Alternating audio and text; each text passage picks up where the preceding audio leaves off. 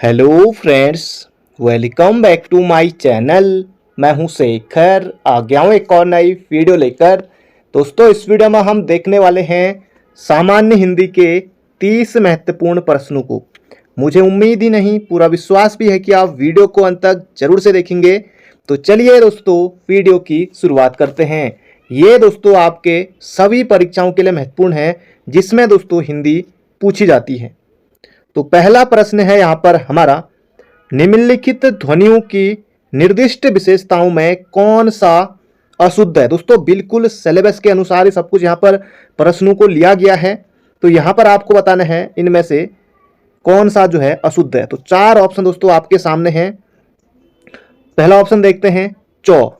तालव्य भी तो है लेकिन दोस्तों महाप्राण नहीं है, तो पहला ही ऑप्शन हमारा शुद्ध हो जाएगा। क्योंकि दोस्तों चौ जो है अल्प प्राण, दोस्तों 1, 3, 5 दोस्तों ये होते हैं अल्प प्राण और 2, 4 होते हैं महाप्राण। जैसे दोस्तों यहाँ पर चौ है तो चौ के बाद दोस्तों आएगा छ, फिर जौ, झ, फिर यो। तो इसमें दोस्तों जैसे 1, 3, 5 तो ये रहेंगे अल्प प्राण, बाकी 2, 4 रहेंगे महाप्राण। तो इसका सही उत्तर हो जाएगा ऑप्शन नंबर ए, ख। दोस्तों महाप्राण है, कंठी है, कवर्ग बिल्कुल है, कवर्ग में ही ख आता है। तो दोस्तों अल्प प्राण है और दंती है, बिल्कुल है। मौ दोस्तों ओष्ठी है और सघोष है, बिल्कुल सही है। सघोष यानी कि दोस्तों 3, 4, 5 सघोष, 1, 2 अघोष। तो इसका सही उत्तर दोस्तों हो जाएगा ऑप्शन नंबर ए। अगला प्रश्न है दोस्तों, एक प्रश्न रह गया था, कामायनी में श्रद्धा किसका प्रतीक है। अब दोस्तों जैसा कि आप सभी को पता है कि कामायनी दोस्तों जो रचना है ये दोस्तों किसकी है, जयशंकर प्रसाद जी की दोस्तों रचना है कामायनी। और कामायनी में दोस्तों कितने सर्ग हैं, तो ये प्रश्न कई बार पूछा जा चुका है। दोस्तों इसमें कामायनी में जो है 15 सर्ग हैं, ये भी आपको याद रखना है। 15 सर्ग इसमें है, जैसे कि मतलब कि सर्ग में चिंता हो गया, आशा, श्रद्धा, काम, वासना, लज्जा, इस तरह से दोस्तों 15 हैं। तो यहाँ पर दोस्तों जो कामायनी में श्रद्धा किसका प्रतीक है दोस्तों, ये है हृदय का। ऑप्शन नंबर ए दोस्तों हो जाएगा इसका बिल्कुल सटीक उत्तर। अगला दोस्तों यहाँ पर हमारा प्रश्न है, बिल्कुल सिलेबस के अनुसार ही है, अंत तक बने रहिएगा। हिंदी स्वरों का वर्गीकरण, ध्यान से दोस्तों प्रश्न को पढ़ना है, उसके बाद दोस्तों आपको अपने उत्तर का चयन करना है। हिंदी स्वरों का वर्गीकरण जब जीभ के भाग के आधार पर किया जाता है तो निम्नलिखित में से कौन सा भेद इसके अंतर्गत नहीं आएगा। अग्र स्वर, पश्च स्वर और मध्य स्वर। दोस्तों ये तीन तो इसके भेद हैं, लेकिन विवृत स्वर दोस्तों इसमें नहीं आएगा। Option number D. विवृत स्वर दोस्तों वे स्वर होते हैं जिनके उच्चारण में मुख द्वार पूरा खुलता है, उन्हें दोस्तों कहते हैं विवृत स्वर। ये दोस्तों 4 प्रकार के होते हैं। एक विवृत स्वर हो गया, अर्ध विवृत स्वर, संवृत स्वर और अर्ध संवृत स्वर। तो इसका दोस्तों सही उत्तर हो जाएगा ऑप्शन नंबर डी। अगला यहां पर प्रश्न है, विराम चिन्ह दोस्तों हमारे सिलेबस में है, बिल्कुल है। तो विराम चिन्ह से दोस्तों यहां पर प्रश्न आ गया है, जब किसी पद की व्याख्या करनी हो या उसके संबंध में विस्तार से कुछ कहना हो तो इनमें से किस विराम चिन्ह का उपयोग किया जाएगा। तो ये बराबर दोस्तों नहीं लगाएंगे, ये अल्प विराम है, ये अर्ध विराम है। तो दोस्तों इसका सही उत्तर यहां पर हो जाएगा हमारा ऑप्शन नंबर डी। जब किसी पद की व्याख्या करनी हो या उसके संबंध में विस्तार से कुछ कहना हो तो दोस्तों किस चिन्ह का प्रयोग करेंगे, ऑप्शन नंबर डी। अगला प्रश्न दोस्तों यहां पर वर्तनी से दोस्तों हमारा यहां पर प्रश्न आ गया है। जल्दी से यहां पर आपको बताना है कि वर्तनी में कौन सा यहां पर शुद्ध है। अधिकार दोस्तों गलत है, अधिकार दोस्तों इस तरह से होगा अधिकार। अध्ययन दोस्तों यहां पर बिल्कुल शुद्ध है, ऑप्शन नंबर सी। अनुसरण भी दोस्तों गलत है, अनुसरण दोस्तों इस तरह से लिखा जाएगा, अनुसरण इस तरह से लिखा जाएगा। आगामी दोस्तों नहीं होता है, आगामी होता है, तो तब ये शुद्ध बनेगा। तो ऑप्शन नंबर सी अध्ययन। अगला प्रश्न है, भाववाचक संज्ञा कितने प्रकार के शब्दों से बनती है। जबरदस्त प्रश्न है दोस्तों, बिल्कुल छपने वाला प्रश्न है। बहुत सारे अभ्यर्थी गलती करेंगे पर आपको गलती नहीं करनी है। भाववाचक संज्ञा कितने प्रकार के शब्दों से बनती है दोस्तों, इसका सही उत्तर हो जाएगा 4 दोस्तों नहीं है 5। 5 दोस्तों कौन कौन से भाववाचक यहां पर आपको बताता हूं मैं। एक दोस्तों हो जाएगा जातिवाचक से भी भाववाचक बना सकते हैं, सर्वनाम से भी बना सकते हैं, इसके अलावा विशेषण से भी बना सकते हैं, अव्यय से भी बना सकते हैं, इसके अलावा क्रियाओं से भी दोस्तों बना सकते हैं भाववाचक संज्ञा। तो ऑप्शन नंबर सी बनेगा इसका सटीक उत्तर। अगला प्रश्न है यहां पर हमारा, वे भ्रष्टाचार के प्रबल विरोधी थे, वाक्य के सर्वनाम का कौन सा प्रकार है? वे दोस्तों पिछली वीडियो में भी हमने देखा था सर्वनाम, सभी भेदों को जाना था हमने। वे यहां पर आपको बता दोस्तों, निजवाचक कतई नहीं, निश्चयवाचक दोस्तों ये भी हट जाएगा। अब यहां पर दोस्तों संबंध या फिर पुरुषवाचक, तो जल्दी से यहां पर आपको बताना है। तो इसका दोस्तों सही उत्तर हो जाएगा पुरुषवाचक। पुरुषवाचक यानी कि दोस्तों जिन सर्वनाम शब्दों का प्रयोग वक्ता द्वारा खुद के लिए या फिर दूसरे के लिए किया जाता है तो उसे कहते हैं हम पुरुषवाचक सर्वनाम। तो यहां पर दोस्तों जैसे वे हैं, इसमें दोस्तों जैसे मैं, हम या वक्ता द्वारा खुद के लिए, तुम, आप, यह है, वह है, वे किसी और के बारे में भी कहते हैं, तो ये हो जाएगा यहाँ पर पुरुषवाचक सर्वनाम। वे भ्रष्टाचार के प्रबल विरोधी, वे यहाँ पर दोस्तों पुरुषवाचक का कार्य कर रहा है। अगला प्रश्न दोस्तों यहाँ पर हमारा पर्यायवाची से दोस्तों लिया गया है। पर्यायवाची बिल्कुल सिलेबस में, सभी दोस्तों सिलेबस के अनुसार है। गंगा दोस्तों जाह्नवी बिल्कुल सही है। गंगा दोस्तों जाह्नवी, भागीरथी, विष्णुपदी, त्रिपुतगा ये सब है। घर दोस्तों, घर का जैसे घर को सदन कहा जाता है, इसके अलावा दोस्तों निकेतन कहा जाता है, धाम कहा जाता है, आलय कहा जाता है। यमुना, यमुना दोस्तों कालिंदी बिल्कुल है, यमुना को कालिंदी कहा जाता है। इसके अलावा अर्कजा कहा जाता है, सूर्यसुता कहा जाता है, और भी कई पर्यायवाची हैं। पानी के लिए दोस्तों पानी नहीं होगा। पानी का दोस्तों जो यहाँ पर जैसे पानी को जल, नीर, तोय, सलील, अम्बु, पे ये सब कह सकते हैं। पानी दोस्तों जो ये पानी है ना, ये दोस्तों किसका है दोस्तों, ये है हाथ का, हाथ, कर, हस्त। तो इसका सही उत्तर हो जाएगा ऑप्शन नंबर सी। अपने को तो बस पानी निकालने से मतलब है, ऑप्शन नंबर सी। अगला प्रश्न दोस्तों जबरदस्त प्रश्न है, वाक्यांश के लिए एक शब्द से यहां पर आपको प्रश्न पूछा गया है। पूरब और उत्तर के बीच की दिशा, चार दिशाएं दोस्तों हमारे सामने हैं, पूरब, पश्चिम, उत्तर और दक्षिण। तो पूरब और उत्तर के बीच की दिशा दोस्तों ये हमारी यहां पर हो जाएगी पूरब और उत्तर। दोस्तों ये हो जाएगा ईशान कोण यहां पर बनता है। और पूरब और दक्षिण दोस्तों यहां पर जो कोण बनता है दोस्तों इसे कहते हैं आग्नेय। दक्षिण और पश्चिम यहां पर दोस्तों जो कोण बनता है इसे कहते हैं नैऋत्य, ऑप्शन नंबर डी वाला। और पश्चिम और उत्तर या फिर उत्तर या पश्चिम दोस्तों इस यहां पर ये हो जाएगा वायव्य। तो सभी दोस्तों हमने देख लिया जो कि चारों चार ऑप्शन में है। तो पूरब और उत्तर के बीच की दोस्तों ये हो जाएगा यहाँ पर हमारा ईशान कोण, ऑप्शन नंबर बी। तो इसको दोस्तों ईशान कहते हैं, ऑप्शन नंबर बी। अगला है दोस्तों यहाँ पर संधि से प्रश्न है, निम्नलिखित में से एक कथन गलत है। दोस्तों अब पहले वाला जमाना थोड़ा चले गया है।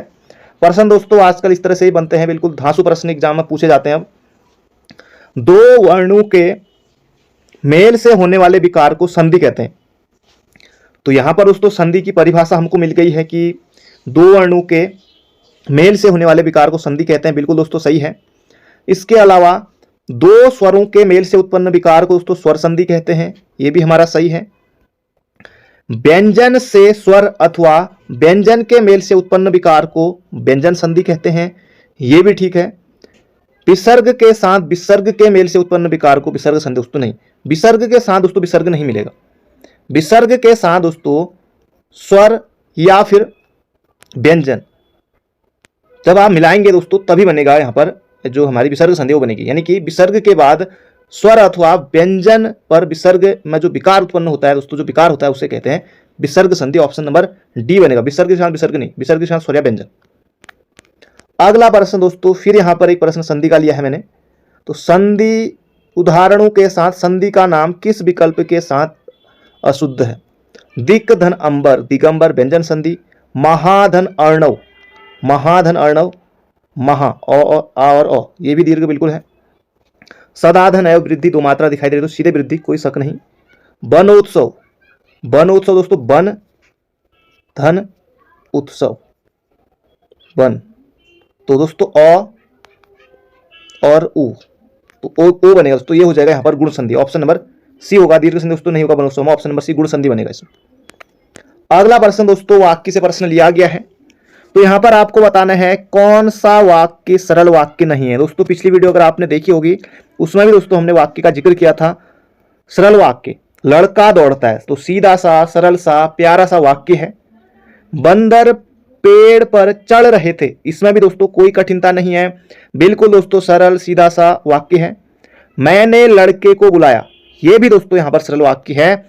इस मेले का उद्देश्य है कि दोस्तों ये हो जाएगा मिश्र वाक्य। मिश्र वाक्य, सरल वाक्य में दोस्तों एक उद्देश्य और एक विधेय होता है। संयुक्त वाक्य में दोस्तों दो या दो से अधिक सरल वाक्य और योजक वहां पर लगा रहता है, जैसे कि मतलब कि संयुक्त वाक्य में और फिर भी, नहीं तो, किंतु, परंतु, अथवा। बाकी की दोस्तों जहां पर दिखाई दे वो हो जाएगा मिश्र वाक्य। अगला प्रश्न दोस्तों वाक्य शुद्धि अशुद्धि से प्रश्न आ गया है। निम्नलिखित में से कौन सा वाक्य अशुद्ध है, जल्दी से आपको बताना है। दोस्तों मान लीजिए आप एग्जाम में बैठे हैं और आपके सामने ये प्रश्न खुल गया है, सारा राज्य उसके लिए थाती था, ऐसी एकाध बात और देखने में आती है। इन दोनों में केवल यही अंतर है, मैं आपके दर्शन करने आया हूं। इन दोनों में केवल यही अंतर है। दोस्तों यही गलत लग रहा है, इन दोनों में केवल दोस्तों नहीं आएगा, इन दोनों में यही अंतर है। दोस्तों देखिए इतना छोटा सा अंतर है यहां पर केवल का, इसलिए दोस्तों ये प्रश्न यहां पर शुद्ध हो जाएगा ऑप्शन नंबर सी। इन दोनों में यही अंतर है दोस्तों, ऑप्शन नंबर सी। बाकी तीनों सही शुद्ध है, चौथा भी शुद्ध हमने कर लिया है ऑप्शन सी वाला केवल हटाकर, तो ये भी शुद्ध हो गया। अगला प्रश्न दोस्तों यहां पर अलंकार से दोस्तों प्रश्न आ गया है। चारुचंद की चलचल किरणें खेल रही थी जल थल नभ में, चारुचंद की चंचल किरणें खेल रही थी जल थल नभ में। तो यहां पर देखिए दोस्तों चौ चौ चौ, तो जब दोस्तों एक ही वर्ण की आवृत्ति बार बार होती है तो यहां पर दोस्तों हमारा अलंकार होता है अनुप्रास, ऑप्शन नंबर डी। जैसे दोस्तों मुदित मनोहर मानस देखा, एक दोस्तों बचपन में हम कहते थे चंदू की मतलब चाची ने कुछ चटनी वाला कुछ था, उसमें भी दोस्तों चौचो आ रहा है तो उसमें भी अनुप्रास होगा। तो यहां पर दोस्तों हो जाएगा ऑप्शन नंबर डी। तो जिसको आ रहा हो तो याद कमेंट बॉक्स में लिख दीजिएगा, कुछ ऐसा सुनता था मैं बचपन में, सभी लोग सुनते थे। अगला प्रश्न दोस्तों फिर अलंकार से है। रहीमन पानी राखिए बिन पानी सब सून, पानी गए न उबरे मोती मानुष चून। तो जल्दी से यहां पर आपको बताना है।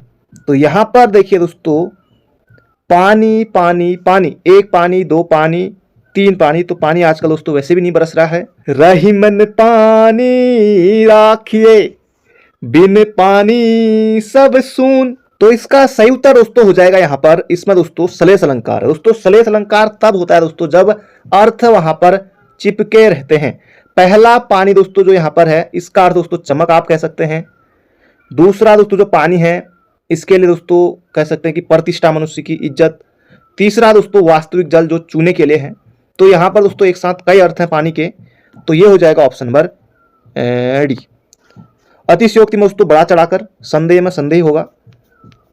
अगला प्रश्न दोस्तों यहां पर मुहावरे लोकोक्ति का सटीक अभिप्राय है। रस्सी जल गई पर ऐठन नहीं गई, अहंकार कभी समाप्त नहीं होता, बर्बाद हो जाने पर भी अहंकार बना रहना, रस्सी की मजबूती के कारण ऐठन बनी रहना, व्यक्ति चालाकी से बाज नहीं आता। दोस्तों एक ऑप्शन कट जाएगा, दो ऑप्शन कट जाएगा। रस्सी जल गई पर ऐठन नहीं गई, यानी कि बर्बाद हो जाने पर भी घमंड बना रहना, अहंकार बना रहना, रस्सी जल गई पर ऐठन नहीं गई, ऑप्शन नंबर बी। अगला प्रश्न दोस्तों एक पुस्तक है, हिंदी साहित्य का आदिकाल किस आलोचक की कृति है। तो ये दो तो हमारे सिलेबस में ही नहीं है, तो हजारी प्रसाद द्विवेदी बिल्कुल इसका सही उत्तर हो जाएगा। अगला प्रश्न दोस्तों आपको दोस्तों पता होना चाहिए कि संविधान की दोस्तों जो 8वीं अनुसूची है इसमें 22 भाषा है, इसमें दोस्तों कौन सी भाषा नहीं है। तो भारतीय संविधान की 8वीं अनुसूची उर्दू, तमिल, नेपाली और राजस्थानी, तो इसमें दोस्तों सही उत्तर हो जाएगा राजस्थानी। दोस्तों एक मेरी जो दीदी थी वो दोस्तों है मतलब कि दीदी, दोस्तों एक बहुत पहले कोई पेपर हुआ था उसमें दोस्तों इस तरह का प्रश्न पूछा गया था, वो दोस्तों इसमें नेपाली करके आ गई थी। ये बात मुझे अभी भी याद आ रही है, तो तब से दोस्तों ये प्रश्न याद है। तो राजस्थान इसका सही उत्तर, राजस्थान दोस्तों नहीं है, भोजपुरी भी नहीं है इसमें, तो ये भी याद रखेगा। नेपाली है, नेपाली है, राजस्थानी दोस्तों नहीं है, ऑप्शन नंबर बी।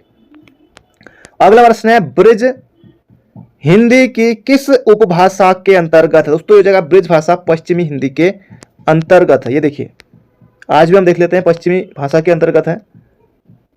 राजस्थानी में दोस्तों मारवाड़ी, जयपुरी, जयपुरी को दोस्तों ढूंढानी भी कहा जाता है, क्योंकि दोस्तों ये ढूंढान ही नाम था इसका पहले। मेवाती भी है, मालवी भी है, राजस्थानी के अंतर्गत आती है बोलियां। पश्चिमी हिंदी में दोस्तों कब कब है, कौरवी, खड़ी बोली, हरियाणवी या फिर बांगरू, ब्रिज भाषा, बुंदेली, कन्नौजी। तो ब्रिज भाषा वाला प्रश्न पूछा गया था। पूर्वी हिंदी दोस्तों अर्धमागधी अपभ्रंश से विकसित है। अवधी, बघेली, छत्तीसगढ़ी, ABC, अवधी, बघेली, छत्तीसगढ़ी। बिहारी, MB, मैथिली, मगही, भोजपुरी। पहाड़ी हिंदी में दोस्तों कुमाऊनी, गढ़वाली और हिमांचली। आगे बढ़ते हैं, अगला प्रश्न है, कंठोष्ठ्य दीर्घ स्वर का उदाहरण कौन सा है? दोस्तों ये हो जाएगा औ, ऑप्शन नंबर बी। इसका दोस्तों डिटेल में यहां पर देख लेते हैं। देखिए, औ को कंठोष्ठ्य दीर्घ स्वर वर्ण का उदाहरण है। तो कंठोष्ठ्य ध्वनि दोस्तों ओ और औ। अगर कंठ तालव्य भी एग्जाम में आए तो ए आई। ओष्ठ दोस्तों प वर्ग पूरा, प फ ब भ पूरा ही।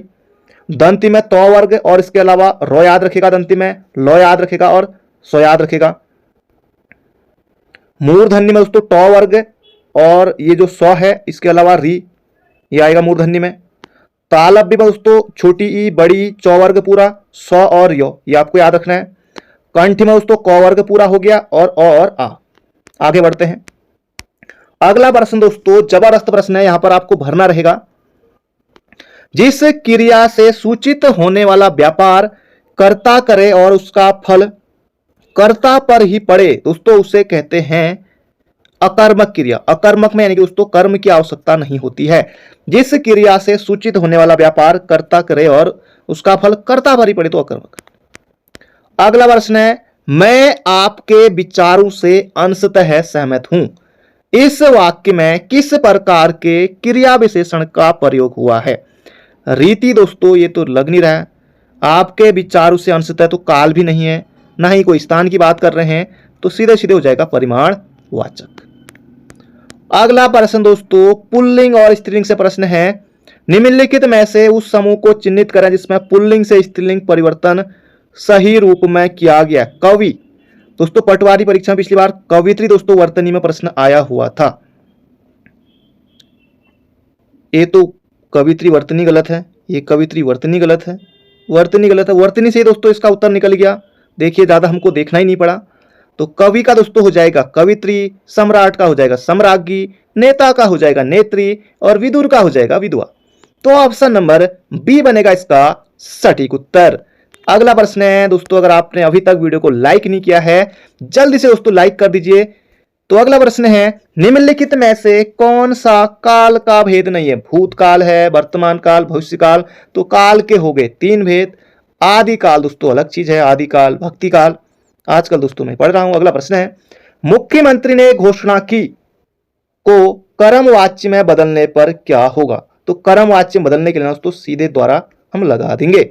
मुख्यमंत्री ने घोषणा की यानी कि कर्मवाच्य बदलो कहेंगे तो मुख्यमंत्री के द्वारा घोषणा की गई। बिल्कुल आसान है, बहुत आसान है, ऑप्शन नंबर सी। अगला दोस्तों यहां पर हमारा प्रश्न है, संज्ञा अथवा स्वरोनाम के जिस रूप से उसका संबंध वाक्य के किसी दूसरे शब्द के साथ प्रकाशित होता है उसे क्या कहते हैं? क्रिया विशेषण, संबंध सूचक, कारक या उपयुक्त में से एक से अधिक? कई लोगों को लग रहा हो कारक और संबंध सूचक, या इनमें से कोई नहीं। दोस्तों जबरदस्त प्रश्न है, छपने वाला प्रश्न है दोस्तों, ये हो जाएगा कारक, ऑप्शन नंबर सी, संबंध सूचक नहीं है। संज्ञा अथवा सर्वनाम के जिस रूप से उसका संबंध वाक्य के किसी दूसरे शब्द के साथ प्रकाशित होता है, कारक। अब देख लेते हैं दोस्तों यहां पर, संज्ञा अथवा सर्वनाम के जिस रूप से उसका संबंध वाक्य के किसी दूसरे शब्द के साथ प्रकाशित होता है उसको कारक कहते हैं। कारक के दोस्तों 8 भेद होते हैं, कारक और विभक्ति चिन्ह।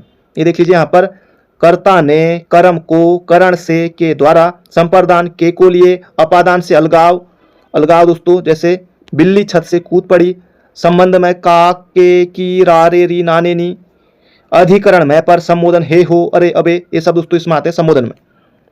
अगला प्रश्न दोस्तों हमारा यहां पर तद्भव और तत्सम से है।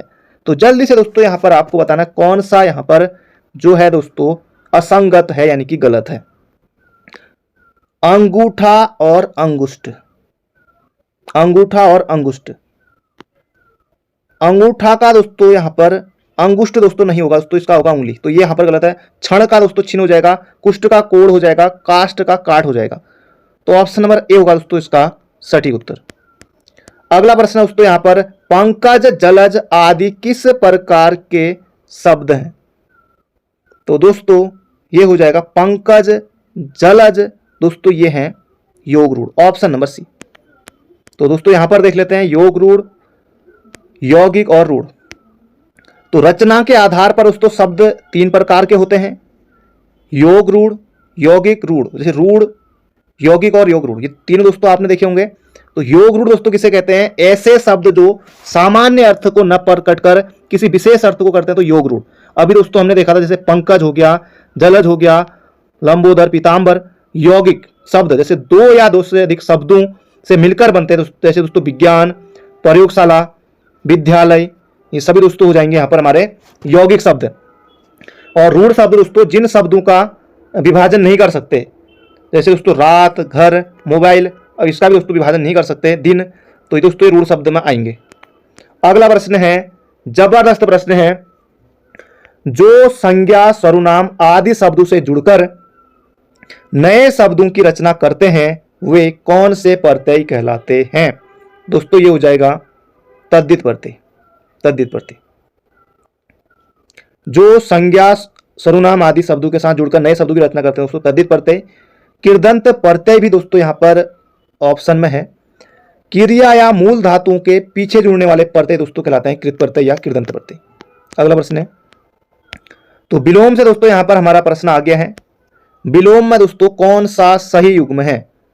आग्रह, विग्रह, और आकीर्ण, विकीर्ण, थोक, परचून, गणतंत्र, लोकतंत्र। दोस्तों यहां पर तीन गलत हैं, केवल एक शुद्ध है। आग्रह का विग्रह भी यहां पर सही लग रहा होगा दोस्तों, लेकिन अनुग्रह का होता है विग्रह, अनुग्रह विग्रह, तो पहला तो शुद्ध है। आकीर्ण का विकीर्ण दोस्तों ये शुद्ध है, आकीर्ण का विकीर्ण होता है। थोक और परचून नहीं नहीं नहीं, थोक का दोस्तों होता है फुटकर, ये भी गलत है। गणतंत्र का दोस्तों लोकतंत्र नहीं नहीं नहीं, गणतंत्र का दोस्तों होता है राजतंत्र, गणतंत्र का होता है राजतंत्र। तो दोस्तों ये थे आज के हमारे 30 महत्वपूर्ण प्रश्न। बाकी मिलते हैं बहुत जल्दी एक नई वीडियो में। अगर आपके मन में कोई सवाल है तो कमेंट बॉक्स में आप पूछ सकते हैं। Thank you friend, thank you so much.